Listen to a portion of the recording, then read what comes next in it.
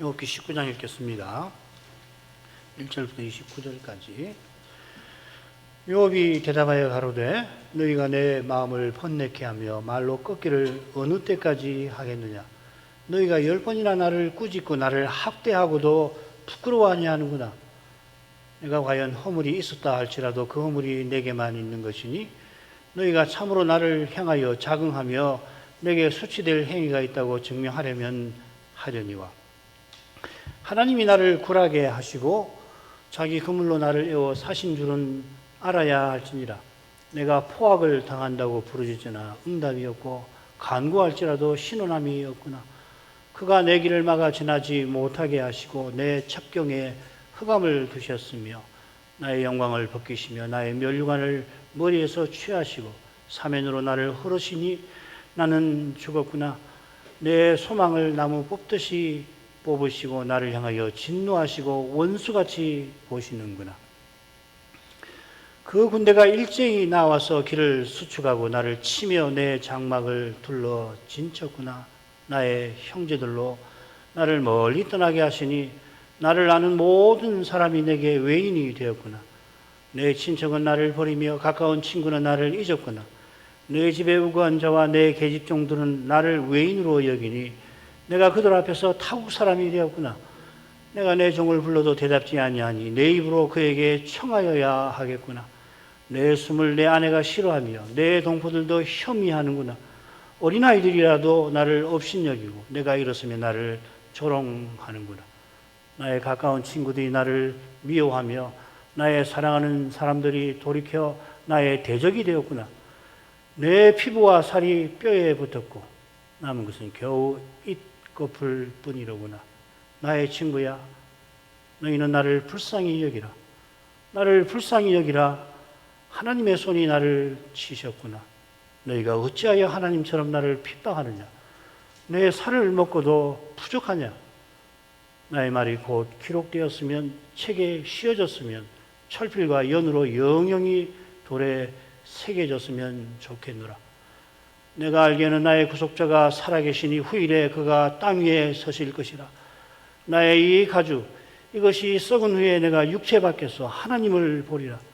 내가 친히 그를 보리니 내 눈으로 그를 보기를 외인처럼 하지 않을 것이라. 내 마음이 초급하구나.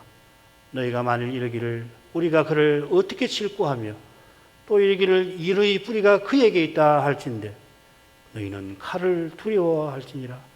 분노는 칼에 형벌을 부르나니 너희가 심판이 있는 줄을 알게 되리라. 그렇습니다.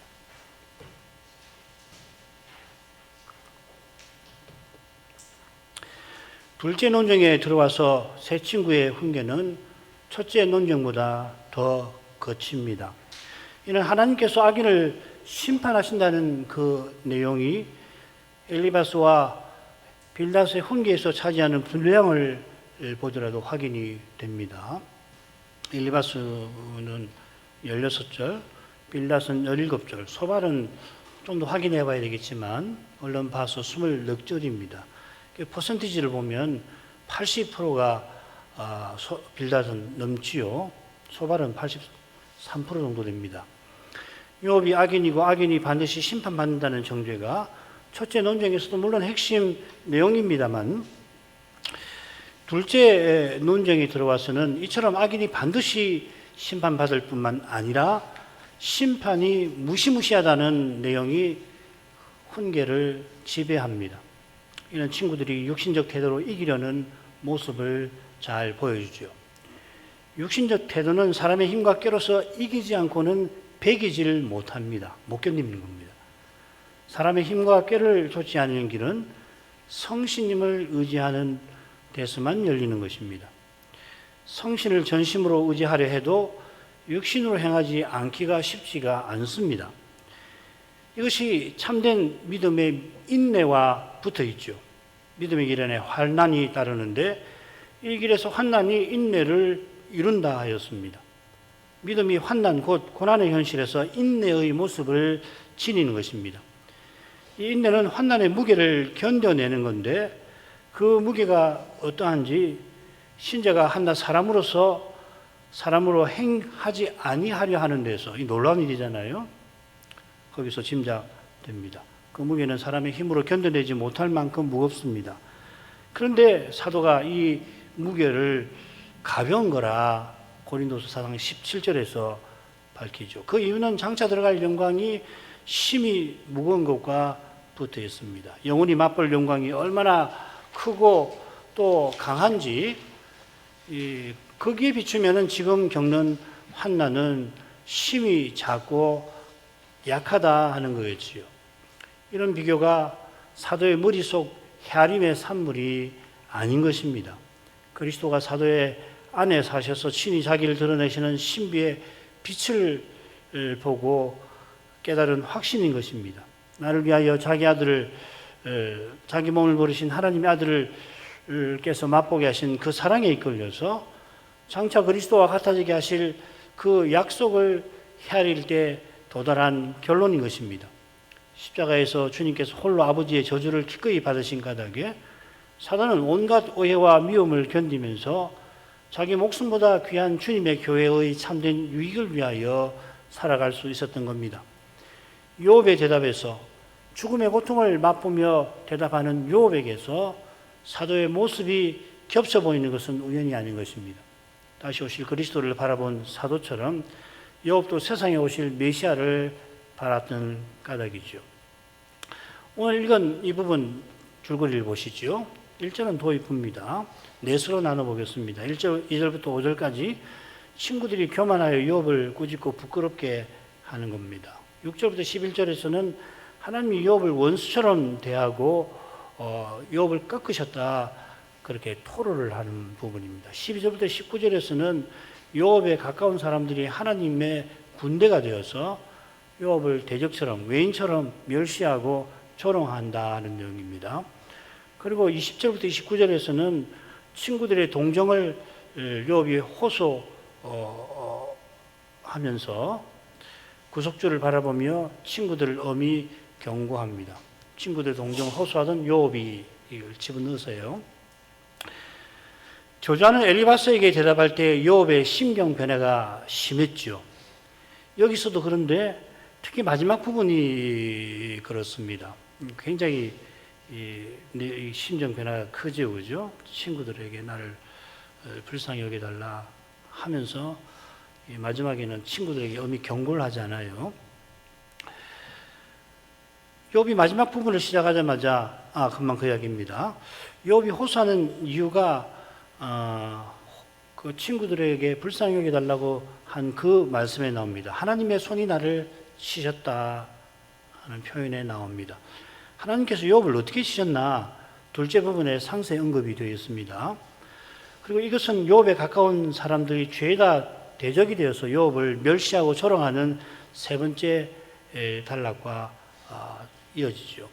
욥의 사람들이 욥에게 대적이 된 것은 하나님께서 자기를 원수처럼 대하시면서 자기에 가까운 사람들을, 친구들을, 식구들, 부족민들을 군대로 삼으신 것입니다.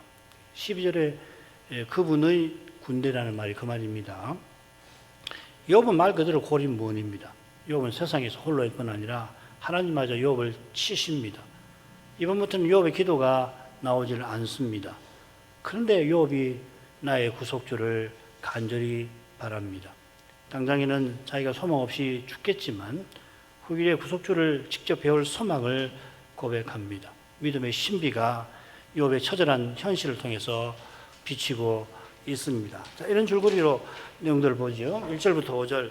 욥이 대답하여 가로되 너희가 내 마음을 번뇌케 하며 말로 꺾기를 어느 때까지 하겠느냐. 너희가 10번이나 나를 꾸짖고 나를 학대하고도 부끄러워 아니하는구나. 내가 과연 허물이 있었다 할지라도 그 허물이 내게만 있는 것이니 너희가 참으로 나를 향하여 자긍하며 내게 수치될 행위가 있다고 증명하려면 하려니와. 이 둘로 나눌 수 있습니다. 첫째로 친구들이 끝도 없이 그릇된 훈계를 한다는 것을 지적하고 있습니다. 둘째로는 2, 3절이죠. 둘째로는 친구들의 정죄에 맞서 내 허물을 증명하라고 요구하는 내용입니다. 4, 5절 이렇게 둘로 나누겠습니다. 2절에 욥은 어느 때까지 하고서 친구들이 자기 마음을 번뇌케 한다 호소합니다. 빌닷도 똑같이 어느 때까지 욥이 자기를 그릇되게 변하는 말을 찾겠는가? 끝없이 변명하는 말을 찾겠느냐고 책망했죠. 그 책망에 맞서서 욥은 친구들이 말로 자기 일 꺾기를 멈출 줄 모른다고 지적합니다. 이 번뇌케 한다는 표현이 에가에 몇 번 나오는데 이스라엘이 심판받아 포로 잡혀가는 현실과 붙어 있는 표현입니다. 하나님께서는 비록 근심케 하시나 그 풍부한 자비대로 긍휼히 여기실 것입니다마는 욥의 친구들은 욥에게 인애를 베풀지는 않습니다. 비록 그들의 판단이 맞다면 욥이 하나님 경외를 저버렸는데 그럴지라도 친구들이 욥에게 인내를 나타내야 합니다마는 그들의 판단과 달리 욥이 하나님의 순전을 지키는 까닭에 재앙을 당하고 있습니다마는 오히려 그런 것을 잔인하게 정죄합니다. 이 마음이라는 낱말이 네페시인데 이 낱말을 고려하면 친구들의 끝없는 정죄에 숨이 막힌 욥의 모습이 연상됩니다. 그처럼 말로 꺾는다라고 하는 표현도 비슷한 이미지를 갖습니다. 엘리바스가 하루살이에게라도 눌려 죽을 인생이라는 표현을 쓸 때 이 같은 낱말을 쓰거든요. 친구들이 정죄하는 말을 끝없이 쏟아내어 그 무게에 욥이 눌려서 숨쉬기조차 힘든 모습입니다. 친구들의 훈계가 얼마나 폭력적인지 10번이나 꾸짖는 데서 잘 드러납니다. 10번은 물론 횟수가 많음을 가리키는 상징이겠죠. 이스라엘이 얼마나 지독하게 하나님을 시험을 하는지 하나님께서 10번이나 나를 시험하였다 책망하셨습니다. 아울러 욥기의 논쟁들이 실제로 일어난 일을 그대로 받아 적은 게 아님을 기억해야겠죠. 욥기에 기록되지 아니한 친구들과 욥의 논쟁들도 틀림없이 있을 겁니다. 말이 좋아 논쟁이지 욥의 말대로 친구들이 죄 없는 욥을 꾸짖는 겁니다. 이 동사가 욥기 한 번 더 나오는데 거기 부끄럽게 한다 이렇게 거기 번역되어 있습니다. 11장 3절. 이 낱말을 조사해 보면 어디 나오냐면요. 사울이 다윗을 반역자로 만들어 죽이려는 거기에 요나단이 씁니다. 그 부친이 다윗을 욕되게 하였으므로 친구들이 욥을 부끄럽게 하는 것도 이처럼 욥을 소망 없이 죽게 만드는 거죠.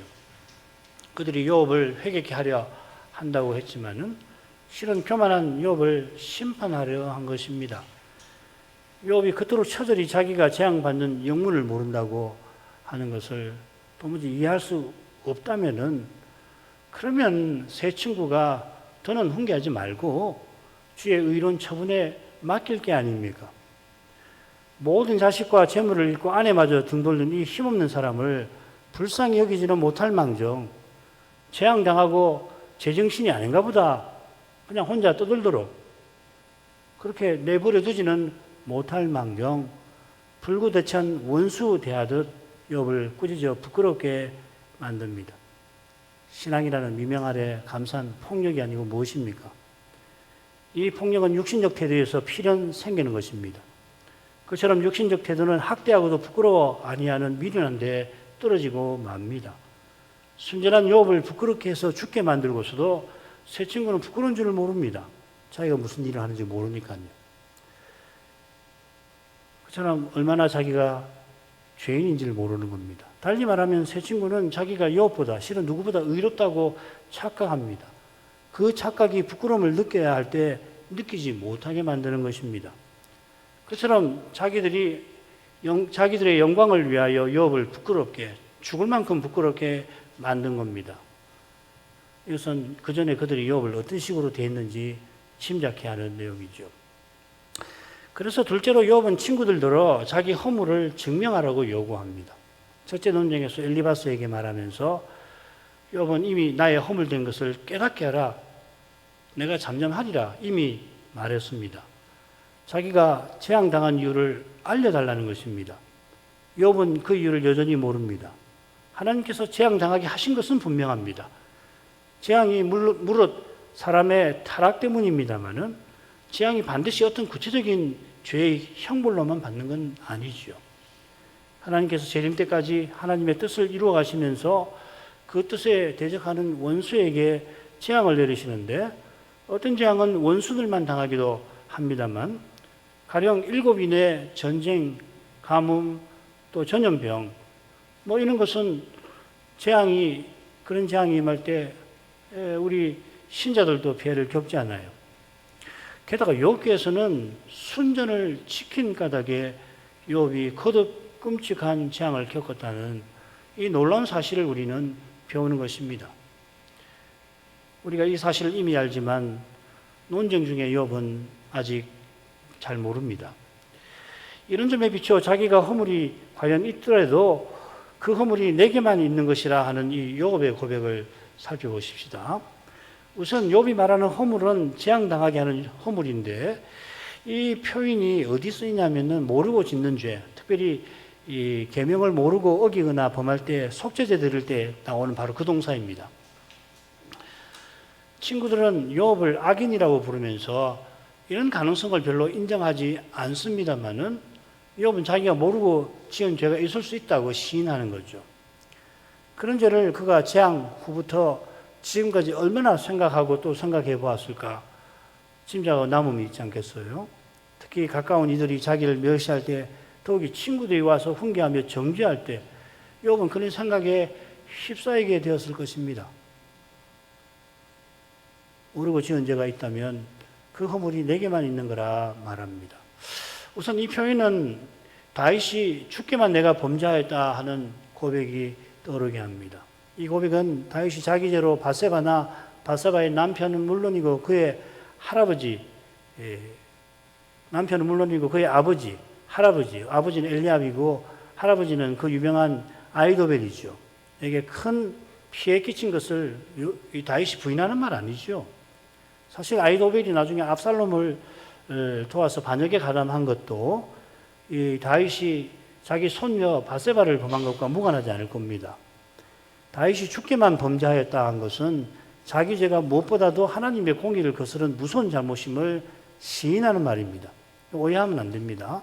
세상 임금이야 이런 잘못을 범하고도 그게 하나님 앞에 큰 죄인 줄 모르지요. 더러는 잘못의 책임을 느끼고서 그 여인의 남편이나 혹은 그 부모에게 갚기도 하였습니다마는 그들이 하나님 앞에 회개치는 아니합니다. 지금 욥이 재앙당할 허물이 있더라도 그 허물이 내게만 있다고 한 것은 모르고 지은 죄라 친구들의 정죄받을 이유가 내가 없다라고 말하는 게 아니에요. 이게 특별히 이제 내게만이라고 이렇게 번역한 것이 그런 오해를 더 빚을 수 있겠다 생각되는데 그런 말이 아니면 내게 있다는 겁니다. 그러니까 무슨 뜻이냐면 그런 허물이라면 틀림없이 내 자신에게 있을 거니까 그거 차단해서 증명하라 그런 뜻입니다. 5절에 이제 그 뜻이 그런 내용이 나오죠. 내게 수치될 행위가 있다고 증명하려면 하라. 이 증명하라는 말입니다. 하려면 하라 그거 아니고요. 증명해보라 이렇게 합니다. 자기를 넌지시 악인 사곡한 자라 하면서 악인은 반드시 하나님의 의로운 심판을 받는 법이라. 욥이 재앙을 당한 거라 계속 정죄하지 않습니까? 친구들의 말이 맞는다면 틀림없이 자기에게 정죄받을 허물이 있을 테이니 그 허물을 증명하라고 요구하는 겁니다. 수치될 행위라는 이 말은 가령 어디 나오냐면 나발이 다윗을 모독한 것을 가리켜 사용됩니다. 나발이 저간 사정을 듣죠. 아내한테 듣고서는 충격을 받고 바로 죽어버리니까 하나님께서 나발에게 당한 나의 욕을 풀으셨다고 고백할 때 바로 그 욕이라는 말하고 같은 말입니다. 비슷하게 시인이 회개하며 금식을 하는데 자기 죄만 아니고 국가의 죄, 민족의 죄를 회개하면서 금식을 하는데 시인의 원수들이 조롱을 할 때 쓰는 가르쳐 쓰는 말입니다. 그 회방이라는 말이죠. 주께서 나의 해방과 수치와 능력을 아시나이다. 이 역시 시인을 조롱하는 데 그치지 않고 하나님을 회방하는 것이죠. 하나님의 선자를 악하게 회방하는 것은 하나님의 영광을 훼손하는 무서운 죄라 하는 거겠죠. 지금 욥은 친구들에게 무서운 경고를 바라고 있는 겁니다. 이게 28절 9절 너희는 칼을 두려워할지니라 하는 바로 그 부분에 나오는 거죠. 그죠? 28절이 그런 거죠. 짝을 이룹니다. 그 다음으로 가죠. 욥이 재앙당할 허물이 자기에게 있는지 살피고 또 살피기를 지금까지 몇 번이나 했을까? 진작에 보면 헤아릴 길이 없어요. 사람은 참 위대한 정도 그렇게 되겠구나 알 수 있는데 친구들의 정죄하는 훈계가 10번이나 거듭될 뿐 아니라 거듭되는 만큼 거칠고 심해지는 탓에 그래 욥은 하나님의 진노하심을 더욱 뼈저리게 느낍니다. 줄거리 보십시다. 셋으로 나누죠. 6절, 7절, 그다음 8, 9절, 10절, 11절 이렇게 나누겠습니다. 먼저 6, 7절로 가죠. 하나님이 나를 굴하게 하시고 자기 그물로 나를 에워 사신 줄은 알아야 할지니라. 내가 포악을 당한다고 부르짖으나 응답이 없고 간구할지라도 신원함이 없구나. 욥은 친구들에게 자기 허물을 증명하라 했는데 이제 자기가 재앙에 관하여 깨달은 바를 친구들에게 말하는 것입니다. 하나님께서 나를 굴하게 하신 것을 친구들아 꼭 알아라 촉구하는 것입니다. 그들이 제대로 알지 못하면 그래서 다 아는 것처럼 욥을 계속 정죄합니다마는 욥은 자기 깨달은 바를 친구들에게 알려주려 합니다. 이는 그저 자기가 어렵다고 항변하는 것만 아닙니다. 오히려 친구들이 자기를 회방해서 하나님의 책망을 받지 않게 하려는 마음이 엿보이는 것입니다. 이 굴하게 한다는 낱말이 욥기에 3번 더 나오는데 다른 데 모두 굽게 한다 이렇게 되어 있습니다. 하나님이 공의를 굽게 하실 리가 없다 그런 겁니다. 공의를 곧게 하시고 반듯하게 세우시는 분이죠. 그런 하나님께서 욥을 굴하게 하신다는 것은 욥을 억울하게 정죄받게 하신다는 뜻 같아요. 친구들이 자기를 정죄하는 것이 자기의 생각을 넘어서는 하나님의 신비한 일이라 고백하는 것 같습니다. 이것이 하나님께서 자기 그물로 나를 내어 사신다는 표현에 담겨 있는 것 같습니다. 사실은 욥이 친구들에게 정죄받는 이 일이 재앙당한 일과 더불어 하나님께서 사탄을 하나님의 그물로 에워 싸시는 거죠. 나중에야 확연히 욥이 알았을 겁니다. 돌이켜보면 하나님께서 친구들을 통해서 자신을 벗어나지 못할 공경에 두신 줄로만 알았는데 그 공경을 통해서 공경에 빠져 하나님을 그저 두려워만 했던 그런 자기를 통해서 하나님께서 욥의 소망을 이루고 계셨던 것을 나중에는 알게 되겠죠. 그가 겪은 공경이 얼마나 힘든 것인지 7절에서 짐작합니다. 7절은 보라 하고 시작됩니다. 욥은 내가 포악을 당한다 부르짖습니다. 이 포악이란 말 하마스라는 말이고 폭력 강포라는 말입니다. 노아 시대가 홍수 심판을 받는 이유지요. 그처럼 욥이 지금 친구의 정죄를 받는 것은 심각한 강포를 당하는 겁니다. 아벨의 피가 가인의 강포 때문에 하나님께 부르짖은 것처럼 욥도 지금 비슷하게 부르짖습니다. 그러나 응답이 없습니다. 하나님께서 이 강포에서 당장 건져주시기를 구합니다마는 오히려 강포가 더 심해집니다. 그래서 간구할지라도 신원함이 없구나 하는 이 절망의 탄식이 욥의 입에서 흘러나오는 것입니다. 8, 9절로 가겠습니다. 그가 내 길을 막아 지나지 못하게 하시고 내 첩경에 흑암을 두셨으며 나의 영광을 벗기시고 나의 면류관을 머리에서 취하시고 욥은 하나님께서 자기를 신원치 아니하실 뿐 아니라 자기 길을 막으신다고 토로합니다. 그의 길은 믿음으로 걸어온 길이고 메시아와 하나님 나라를 바라보며 걸어온 그 길입니다. 그는 평생 이 길을 걸어왔고 이를 위해서 뭐든지 생각하고 말하고 행하고자 했습니다. 이 길을 하나님이 틀림없이 기뻐하십니다. 메시아를 바라보라고 욥을 세상에 나게 하시고 지금껏 살게 하신 것입니다. 이 길을 하나님께서 막으실 리가 없습니다만은 놀라웠게도 지금 하나님께서 그리 하신다고 욥은 생각할 수밖에 없습니다. 그만큼 욥의 고난은 사람의 생각을 넘어섭니다. 그런데 믿음의 길에서 맛보는 모든 고난은 근본에서 다르지 않습니다. 사람이 자기 지혜로 고난의 신비를 헤아리지 못하고 사람의 힘으로 고난의 무게를 이기지 못하는 법입니다. 첩경에 흑암을 두셨으면 욥은 자기 길을 놓치고 장애를 만나면 걸려 넘어지게 생겼습니다. 이것이 욥의 영광을 벗기시고 그의 면류관을 빼앗으시는 것이기도 합니다. 제왕이 찬란한 옷을 입고 빛나는 면류관을 쓰는 그 이미지가 여기 쓰입니다. 욥이 부족장이지 않습니까? 재앙전에 이와 비슷한 모습이었을 것입니다. 그러나 욥이 지금 도로 얻고자 하는 영광은 평생 믿음으로 하나님의 언약을 추구한 것과 붙어 있을 겁니다. 자기 부족이 하나님을 본받아 인애와 진실을 피차 드러내면서 메시아를 바라며 살아가는 이것이 욥에게 영광이지요.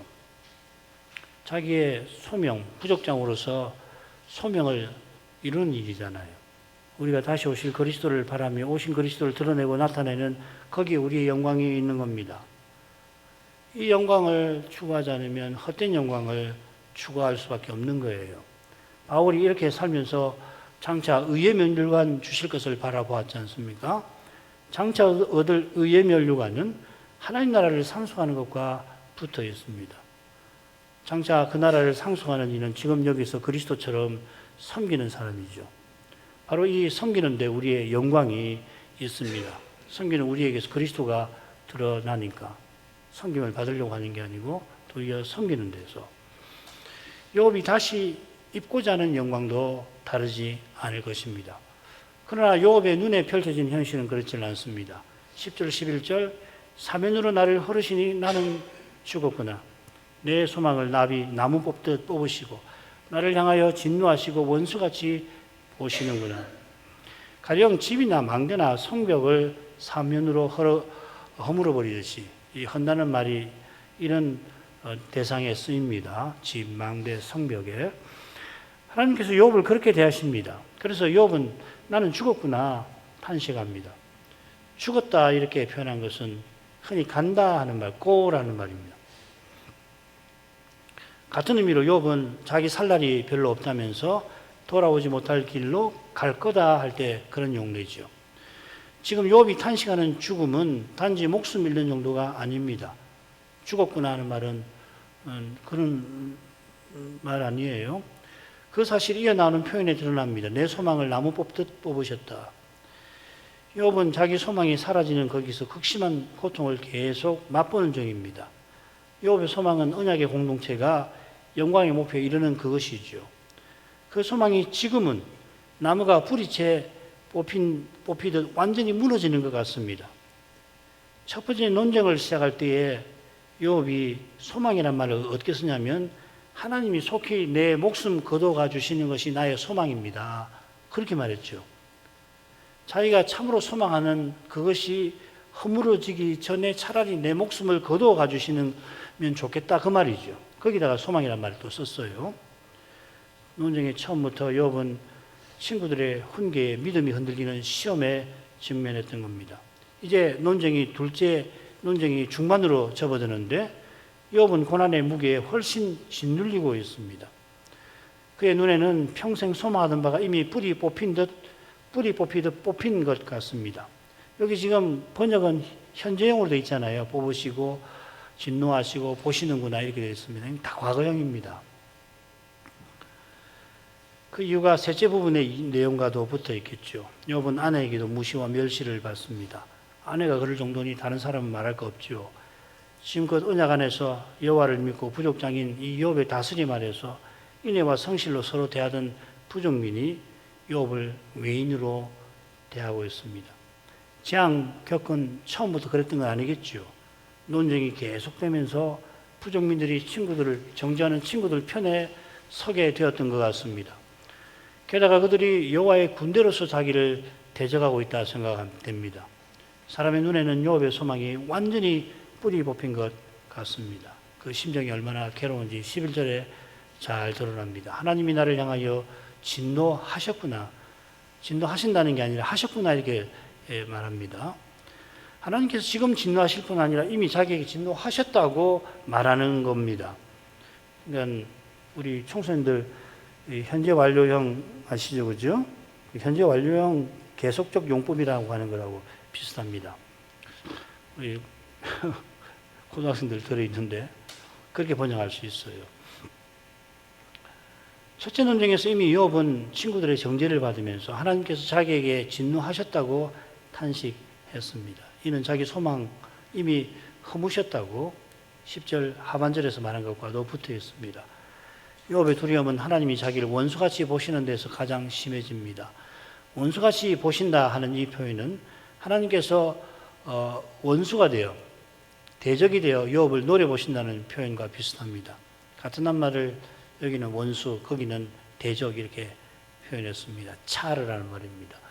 하나님께서 욥을 원수로 대하시는 것이 이게 얼른 봐서는 친구들의 정죄와 일치하는 것 같습니다만은 그러나 그들의 정죄와 달리 욥은 장차 하나님을 외인 보듯 하지 않을 것을 확신합니다.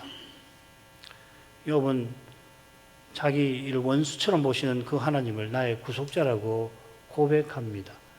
욥의 눈앞에 펼쳐진 현실은 욥의 이 참된 고백과 심히 어긋나 보입니다. 사람의 눈에 심지어 믿음의 눈에도 어긋나 보일 뿐이지 그의 고백대로 하나님께서 욥만 아니라 택하신 백성을 위하여 구속의 일을 이미 행하고 계십니다. 욥이 하나님의 진노를 두려워하는 만큼 아니 그 이상으로 하나님이 이미 욥을 그 자비하신 손으로 붙들고 계십니다. 그 전능하신 손길 아래서 욥은 위대한 인내를 드러내고 있는 것입니다. 그의 인내가 선지자들의 인내를 대표하는 것으로서 야고보서에 기록되어 있지 않습니까? 자기 말이 책에 기록되기를 바란 그 비통한 심정과 달리 이제 그가 거룩한 하늘에서 그렇게 바라던 메시아와 함께 지내며 이 기록된 사실에 크게 기뻐할 것이고 고난받은 일도 그렇겠죠. 이 참된 기쁨을 누리라고 하나님은 믿음의 길에서 고난받게 하십니다. 철저한 고통을, 고독을, 미움과 오해를 받게 하십니다. 성신께서 때로는 욥처럼 하나님께서 원수 대하시듯 하시는 그런 슬픔과 아픔도 신비하게 맛보게 하십니다. 하나님 나를 버리신 거 아닌가? 이 정도라면 하나님이 나를 버리신 거 아닌가? 심지어는 내가 이런 이 절망에 완전히 넘어지게 하려고 지금까지 그렇게 믿도록 하셨는가? 그런 생각도 들어요. 성신께서 슬퍼하는 우리 안에서 연약한 우리를 위하여 신비한 탄식으로 간구하십니다. 필시 고난받는 우리를 통해서 그리스도께서 자신을 드러내 주시는 신비를 우리들어 깨닫게 해달라고 간구하고 계시는 줄 믿습니다. 성신의 간구를 하늘아버지께서 틀림없이 들으십니다. 그러면 이미 응답받은 거나 다름없죠. 그 증거가 뭐냐면 희한한 평안과 기쁨이에요. 그렇게 슬플 수가 없고 현실은 너무너무 괴로워요. 무슨 길이 안 보여요. 그런데 희한하게 평강을 주신다고요. 성신께서 말씀을 쓰셔서 하늘나라의 평안을 맛보게 하시는 거거든요. 성신께서는 믿음의 길을 신실히 걷는 교회와 신자에게 틀림없이 이 평강과 기쁨을 내리실 것입니다. 자, 이만큼 하죠. 욥은 둘째 논쟁 중반에 접어들면서 친구들 앞에서 기도하지 못합니다. 기도하지 아니합니다. 아니하는 게 아니라 못합니다. 실은. 그만큼 친구들의 정죄는 첫째 논쟁보다 훨씬 가혹합니다. 욥을 향하여 저주의 말을 그야말로 쏟아냅니다. 이 사실에 욥은 하나님이 진노하심을 더욱 맛보죠. 자기 소망이 이미 뿌리 뽑힌 것처럼 여겨집니다. 이런 처지는 욥처럼 고난을 겪으니만이 겨우 헤아릴 만큼 비참합니다. 욥만큼 겪어도 사정이 다르잖아요. 그러니까 누구보다 욥의 심정을 헤아리지만 겨우 헤아리는 정도밖에 안 됩니다. 그만큼 고난은 이건 너무너무 신비한 데가 있어요. 그처럼 소망이 이미 뽑혔다 할 만큼 아내를 비롯한 부정민들이 욥을 외인 취급합니다. 이거는 다음에 설명하겠습니다만은 이 시대의 외인, 바깥 사람이라고 하는 취급한다는 것은 어마어마한 고통입니다. 그냥 왕따시키는 정도가 아니에요. 죽음의 고통을 주는 겁니다. 사실상 사회적 죽음의 상태가 되게 하는 거거든요. 언약을 무너뜨린 자라는 그들의 시선에 애워싸여 있는 것입니다. 그런 처지에서도 욥은 친구들이 죄 없는 주의 종을 해방한 일로 하나님의 무서운 책망에 떨어지지 않기를 바라는 심정을 내비칩니다. 이게 참 신비한 것 같아요. 그 저주할 것 같은데 안 그러거든요. 아내와 부족민들이 꼭 하나님을 참되게 믿고 살기를 욥은 틀림없이 바랐을 것입니다. 하나님께서 자기를 원수 대하듯 하신다고밖에 생각할 수 그렇게밖에 생각할 수 없습니다만은 놀랍게도 나의 구속주를 욥은 바라봅니다. 장차는 외인 보듯 아니할 것을 확신합니다. 이 확신은 여호와께서 욥을 통하여 사단을 그문에 가두시는 증거입니다. 여인의 후손을 보내고 계시는 실증입니다. 사단은 굉장히 당혹하겠죠. 욥의 말에서 나의 구속주를 내가 장차 외인 보듯 하지 않을 거다. 내가 이 육체 밖에라고 번역했지만 육체 안에서라고 할 수 있거든요. 이 육체로 내가 장차 그분을 볼 거다. 그렇게 고백하는 거거든요. 사단이 이 말 듣고 얼마나 충격을 받겠어요. 얼마나 소스라치게 놀라겠어요.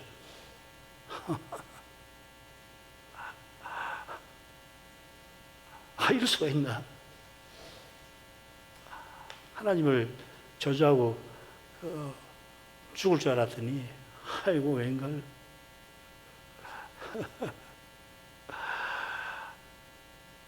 그리스도께서 다시 오심을 참으로 바라는 믿음이 말씀과 심히 어긋난 현실을 이기고 견디고 이기는 것입니다.